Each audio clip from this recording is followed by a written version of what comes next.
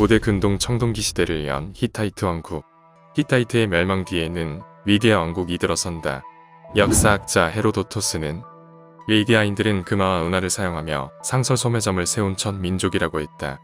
위디아는 일렉트럼 화폐를 만든 후 기술이 발전하여 금과 은이 별도로 추조된 크로이세이드를 만들었다. 위디아는 기원전 546년 페르시아에게 멸망 후 페르시아는 정복한 지역의 문화를 흡수하고 계승하여 그리스, 로마 화폐에도 영향을 끼치며 유럽, 아시아 전역에 퍼졌다. 페르시아 전성기를 이끈 왕 다리우스 1세는 다른 나라를 정복하면서도 그 나라의 문화와 종교를 포용해 대제국을 건설했다. 재임 시에는 넓은 땅에서 생산되는 많은 금, 은으로 화폐를 추조했다. 다리우스 대왕은 페르시아의 새로운 통화 시스템을 구축했다. 다리우스 대왕은 2700km에 달하는 동서양을 연결하는 무역로 왕의 길을 만든다. 페르시아 화폐 시스템은 이 무역로를 통해 유럽아시아에 전파된다. 하지만 이 화폐 역사는 페르시아를 정복한 알렉산더 대왕에 가려져 역사에서 외면받게 된다.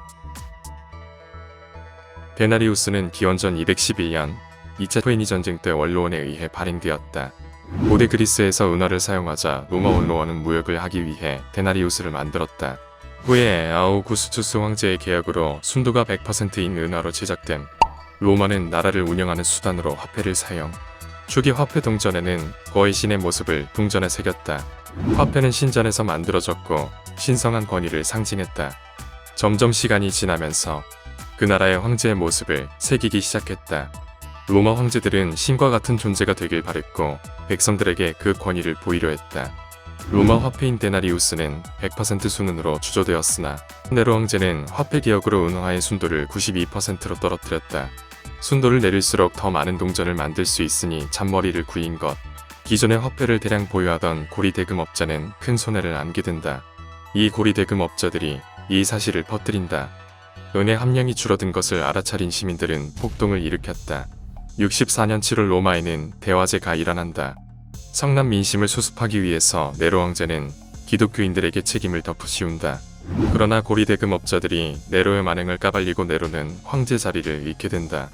그 후 콘스탄티누스 대제는 정교일치 시스템을 구축해 안정시키지만 사망 이후에 로마가 동로마 서로마로 분열되어 로마 제국은 몰락하기 시작한다. 그 이후 중세시대가 시작된다. 구트나우라는 유럽 최대 은광 도시로 오랜 시간 번영했다. 1300년대엔 조피국을 세워서 프라하그로 쓴 은화를 발행하고 1516년 요아임스탈에서 대규모 은광이 발견돼 더욱더 많은 은화를 만들 수 있었다. 구트나호라는 그렇게 부자 도시가 되었다. 요아임스탈러는 달러의 어원이 되었다. 유럽 각지는 지역 명칭을 딴 은화들이 주조되어 유통되었다. 대항해 시대 콜럼버스는 스페인의 후원으로 신대륙의 식민지를 개척, 볼리비아의 포투시라는 곳에서 거대한 은광을 발견했다. 이로 인해 스페인은 크게 부흥하게 되었다. 스페인 라이벌인 네덜란드는 일본 이와미 은광에서 은을 독점 확보했다. 스페인과 네덜란드에 뒤처진 후벌주자 영국도 은을 얻을 방법을 찾아야 했다. 그리하여 영국은 중국 쪽으로 손을 뻗게 된다. 영국, 인도, 중국을 연결한 삼각무역으로 인도에서 재배한 아편을 중국으로 수출하고 다시 동인도 회사의 삼각무역을 통해 은을 확보한다. 이는 후에 현전쟁의 원인이 된다. 은광 확보는 부와 권력을 확보하는 가장 좋은 수단이었다. 대항해 시대의 전세계 기축통화은. 하지만 점점 산업용 은 수요가 증가하고 화폐로서의 역할은 서서히 상실하게 된다. 로마의 네로 황제로부터 시작해 군인 황제 때까지 은화 순도가 계속 낮아지며 인플레이션이 발생했는데 콘스탄티누스 대제는 사회 불안을 해결하기 위해 화폐 개혁을 실시했다. 은화 대신 솔리두스 금화를 만들었다. 하지만 콘스탄티누스 사망 후에 로마는 동서로 분열하고 서로마는 멸망하고 솔리두스는 없어지게 됐다. 그리고 신본주의로 중세 암흑기가 시작되었다. 중세 암흑기 이후 대항해 시대에 스페인과 네덜란드는 당시 패권을 쥐고 있었고 은은 기축통화였다. 영국은 항해 조례를 발표해 네덜란드와 해상 패권 전쟁을 벌였다. 여기서 승리한 영국은 해상 패권 장악하고 경제 패권도 장악하기 위해 은 기축통화를 금 기축통화로 바꾸는 금본위제를 실시했다. 하지만 기존 은 기축통화에서 금으로 바꿔도 금 유통량이 너무나 부족한 것이 골치였다. 영국은 1694년 영란은행 설립 후 금 보관증 제도를 도입해 이를 해결한다. 실제 금의 양보다 10배 넘는 화폐를 발행해서 불을 얻는다. 하지만 이것에 약점도 있었는데 뱅크런 사태가 벌어지면 치명적이었으나 영국은 이런 일은 일어나지 않을 거라 판단했다. 그리고 만에 하나 이를 막기 위해 식민지 개척에 열을 쏟는다. 영국의 워털루 전투 승리는 금본위제 도입에 결정적 역할을 하게 되었다. 영란은행, 로스차일드 가문 콜라보로 금본위 시대가 시작되며 영국은 글로벌 금융을 지배하게 되었다. 유럽은 영국의 독주를 견제하기 위해 엄청난 전쟁 비용을 쓰게 되었다. 후에 봉건제도와 경제가 붕괴되고 1차 세계대전이 발발. 1차 세계대전으로 유럽 경제가 폭삭 망하고 새로운 부는 미국에서 시작되었다. 미국은 1차 세계대전에서 무기 어물자를 공급해 엄청난 경제성장과 대호황을 얻는다. 영국은 윈스턴 처칠을 내세워 경제와 패권을 되찾으려 했으나 뜻대로 되지 않았다. 유럽과 영국은 1929년 대공황을 겪으며 금부족과 뱅크런 사태가 터졌다.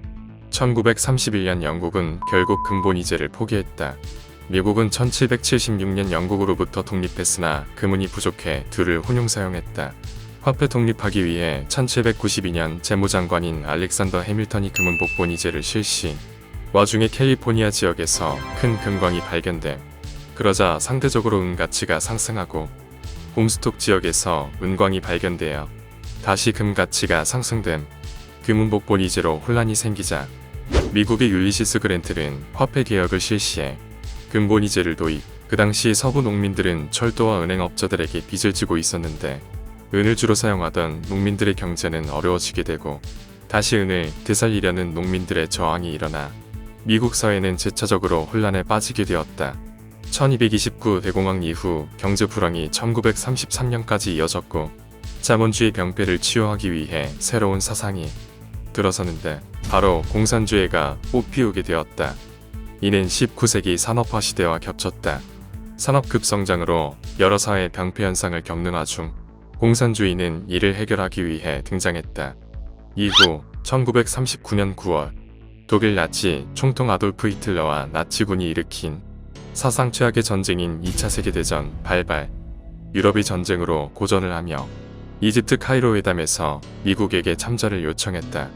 1944년 6월 노르망디 상륙작전이 펼쳐지고 미국 등 서방 쪽이 유리하게 전개되었다. 독일, 일본의 전쟁 패배가 확실해지고 1944년에는 미국에서 브레튼 우즈 회의가 진행됨. 미국은 달러를 기축통화로 하는 금한본위제를 요구했다.